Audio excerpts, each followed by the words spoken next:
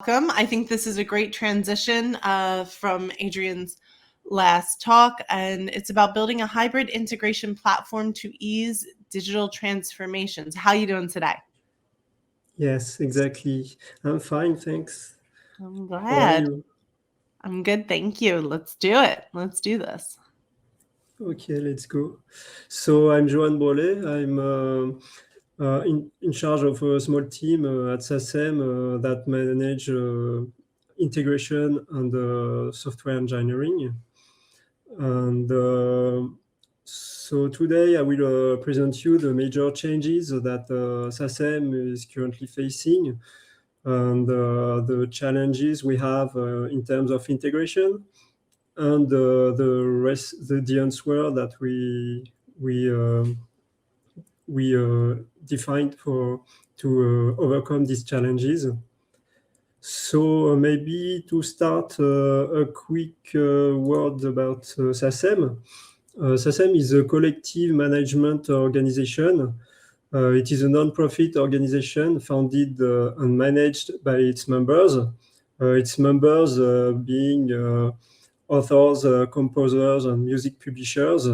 At the time, there are nearly 200,000 members that can register their works at SACEM, which constitute today around 153 million French and international works in our repertoire.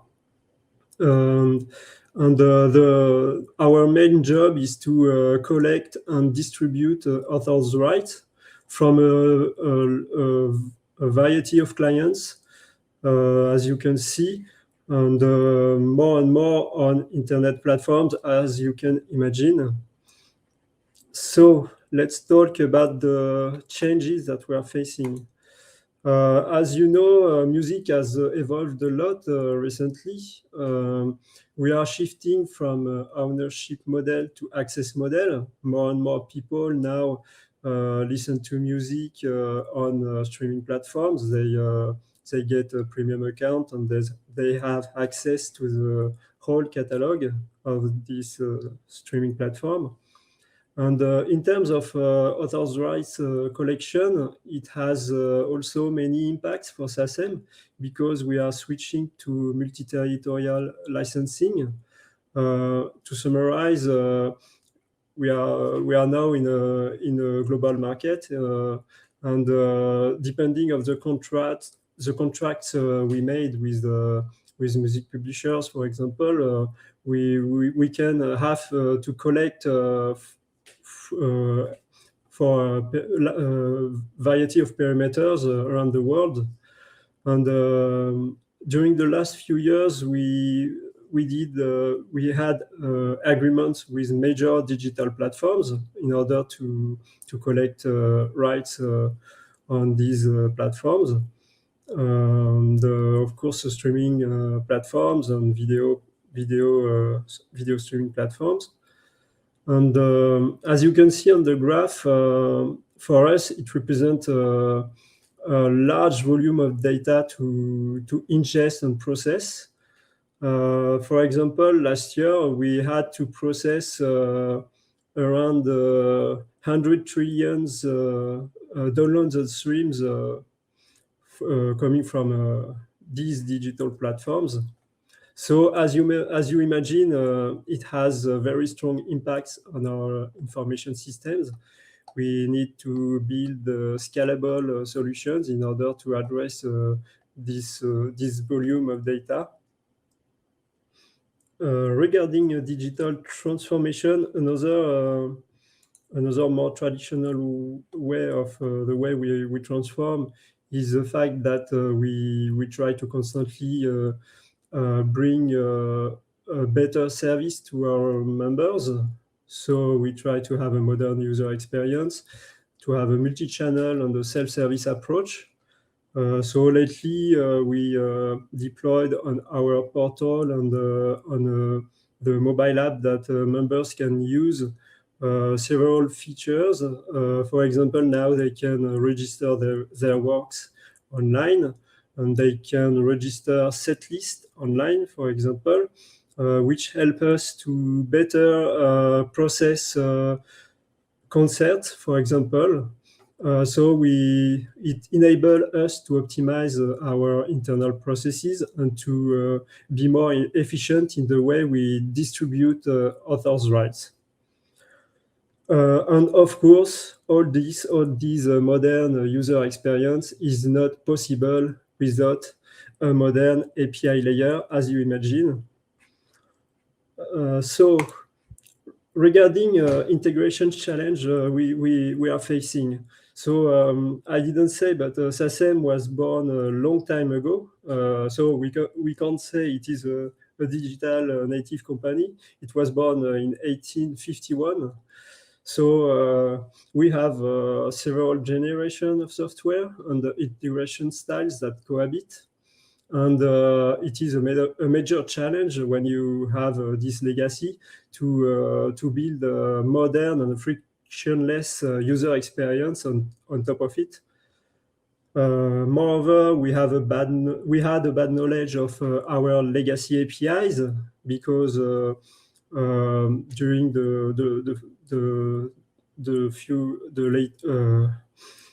before it wasn't cataloged centrally, and we did mostly point-to-point integrations. So the information was disseminated everywhere, and it was difficult to have an overall view. Another major challenge that we are facing is regarding cloudification. As many companies, SACEM is switching to the cloud and is having a cloud-first strategy. So now when we build new products, we tend to build them on a cloud provider. If we identify that there is a software as a service that does a job, we can decide to buy this software as a service instead of building the product. So that leads to the distribution of our systems in multiple clouds, and we need to address new integration styles. Now we need to have an integration platform that manage on-prem to on-prem integrations, but also on-prem to cloud and even cloud to cloud. So SACEM response to these challenges was to have an integration platform strategy. We launched this strategy in 2018 with the following goals: to better integrate both internally and with our ecosystem, to facilitate IS evolutions by promoting the reusability of APIs, to improve the knowledge and the monitoring of APIs, and also to favor innovations. So this strategy led to 3 capabilities that we created. So the first one is a hybrid integration platform that I will detail in a bit. The second one is the standard connectivity, and the third one is a transverse team in charge of API management. First, regarding the hybrid integration platform, it is a term that has been defined by Gartner, and it is a holistic approach of integration. So you take the whole problem and you try to define a solution a platform that will address all these problems for the whole enterprise. And why do we say it is hybrid? In fact, it is hybrid in multiple ways. First, it must support different deployments. It must be deployable on-prem. It should be also deployable on a cloud provider, on any cloud provider, I would say, because you don't know what is the future and maybe you'll have to deploy this platform on a new cloud in a few time. It needs also to support the different integration styles I mentioned. I just mentioned on-prem to on-prem, cloud to on-prem, cloud to cloud. And also it could support different user personas. For example, it can be used by integration specialists, but it could also be used by what we call integrator citizens. So people that are not specialists, but can design easy flows themselves. There is no magical product. At least I didn't find it. So in general, you need to assemble several products between them. And also you can have to build yourself some parts in order to cover all the requirements of your company. So regarding the second capability, standard connectivity, it is a very important aspect. Now, when you buy a device, you expect it to have a USB-C. So now it is the same for a developer that want to integrate or want to use capabilities inside the information systems. It is way easier if he has always the same way to integrate with other systems. So that's what we try to achieve with the promotion of RESTful APIs, of OpenAPI free specification, and O2 for authorization. But these are standards. RESTful API is an architecture style, and it is not necessary to design the API. So you need also to define enterprise norms to exactly say how an API should be designed in the company. For example, which language should be used, what business terminology. For search services, how exactly should it be designed? There are many things to answer in these norms. And as you know, developers find norms boring in general. So it is better to put them, to illustrate them by example. That's what we've done with what we call the starter kit. In fact, it is a sample API that is published to our dev portal with a sample backend that have been developed specifically, and that shows how you can develop an API by respecting these norms. Regarding the third capabilities, the transverse integration team, it is a team that is in charge of defining and sharing the vision in terms of integration, both for the integration platform and for the APIs that we publish on top of it. And then it implements this vision by defining integration patterns, by defining guidelines and norms, as I just mentioned. Secondly, it must also consolidate and plan the integration roadmap. So it catches all the requirements, all the needs of the integration needs from the product teams, and it identify if there is already an API that exists for this need, or if we need to build a new API. If it's necessary to build a new API, this team will be in charge of managing the API lifecycle. So from designing and prototyping the API with the product team and to the deployment to production.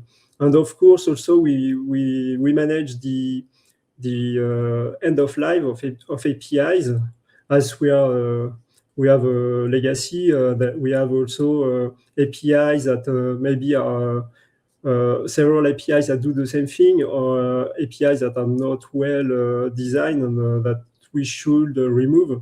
So we must manage the removal of APIs also.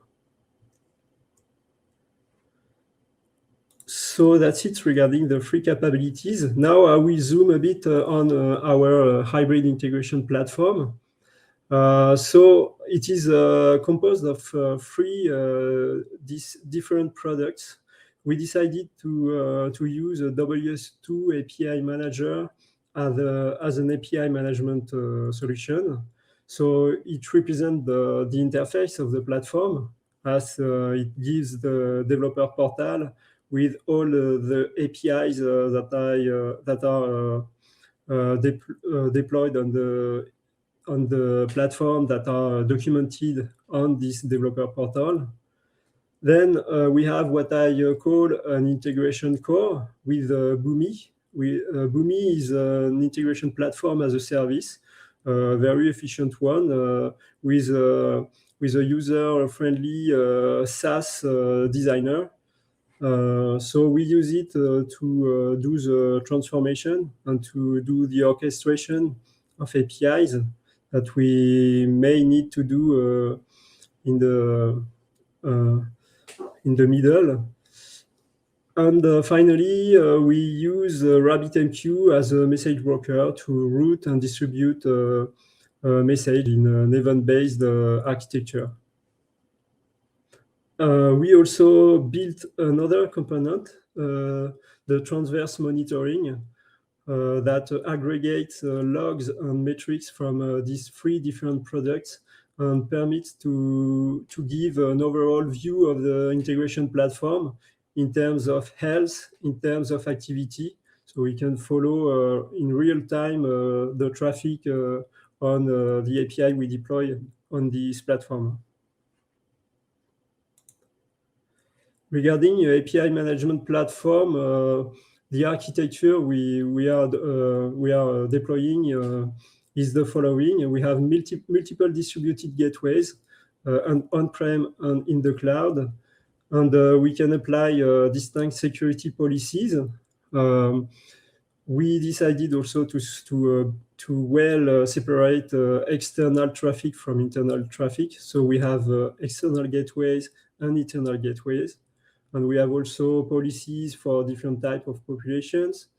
So we have SASM, B2B, and B2C access that are separated.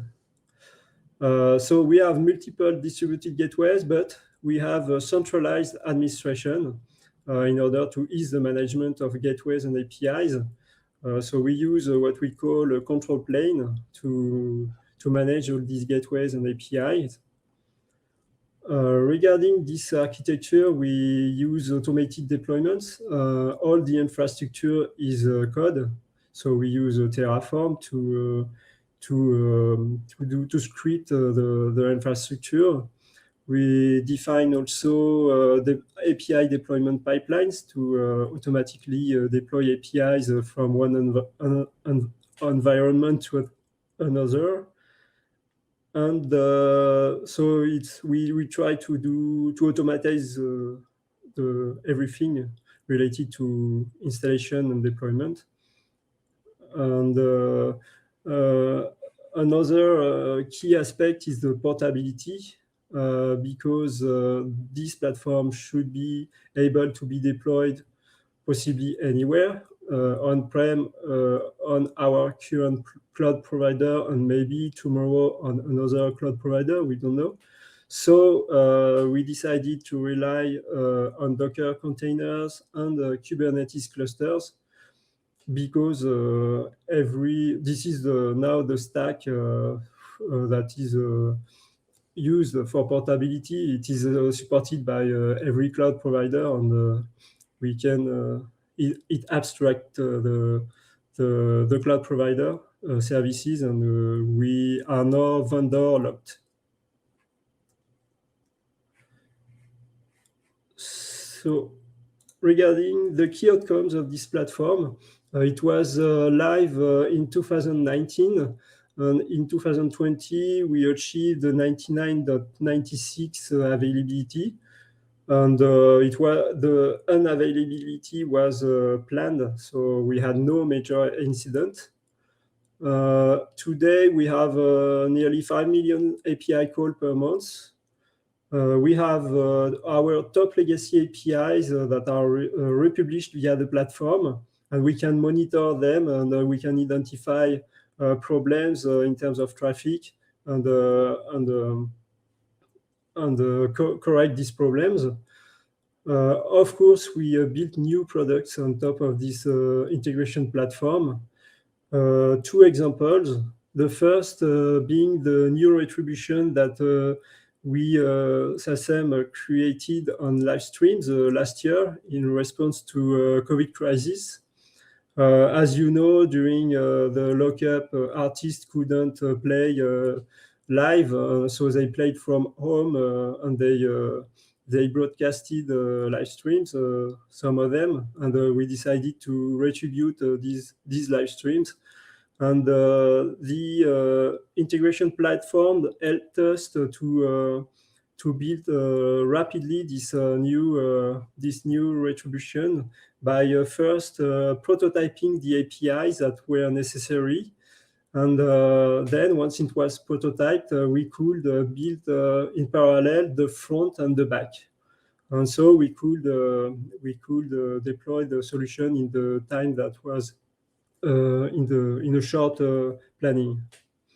And the other product that we now provide are partner APIs. This year we provided a new partner API for a major partner, and also now we consume several APIs from partners that through this platform. So that's it for the key outcomes. Of course, we have still a lot of challenges to address. We have a lot of work for the coming years, and that leads me to say that SACEM is hiring. So if you're interested to join SACEM, you can go to the website or to the LinkedIn page of the company, where you will see the job offers. So that's it for my presentation. Maybe we have time for some questions. Absolutely. And thank you for ending with hiring. I think that's always a good sign, and people get excited from your talk, and it's a great way to connect with you. Remy asked a question in the chat. Does SACEM plan to make accessible parts of its API, such as musical work registration, claims querying, requests for catalog and splits workloads, and allow third-party systems to build on it? Are you going to open up your API platform? If we are going to open our platform, at the moment we open it to some partners, and we will probably open it more largely in the future. So far we use it a lot internally also to improve our integration internally. Mm-hmm. So right now, if people wanted to partner with you, what would they do if they had like ideas of how to improve or want to use your, like, for example, musical work registration, claims querying, requests for catalogs and splits? How would they partner with you or work with you? How do you become a partner? Who do you talk to at your company? You have someone eager in the chat. Yeah. So it will probably go through the business team that will analyze the need, and we will be if it's necessary to build an API, a new API, we will be involved in general, I'm not the person that will be in contact directly with the partner, or only when it is a matter of technical connection and providing the technical API. Okay. How does your partner ecosystem work anyway, for people to understand, or what kind of partners are you already integrating with, since there seems to be a lot of interest in that, though, of course, I'm sure also to work at your company. So as I say, we are a CMO, and nearly every country has a CMO that we call sister companies. So we integrate. We have to integrate a lot with our sister companies. We have to also to integrate a lot with music publishers that they can request agreements. And so, for example, the API I was dealing with, I was talking about that we worked on this year was about submitting agreements. And so we have also, of course, we integrate with all our clients, those that use the music. So we can imagine a lot of APIs with these different type of populations, and so we cannot address all of them at the same time. So at the moment, we are mostly dealing with internal integration with some partners. We begin to provide APIs. And it can't hurt to connect with you on LinkedIn, right? And for when the time comes. Yeah. Okay. Thank you so much and have a great day. Thank you. Thank you. Bye.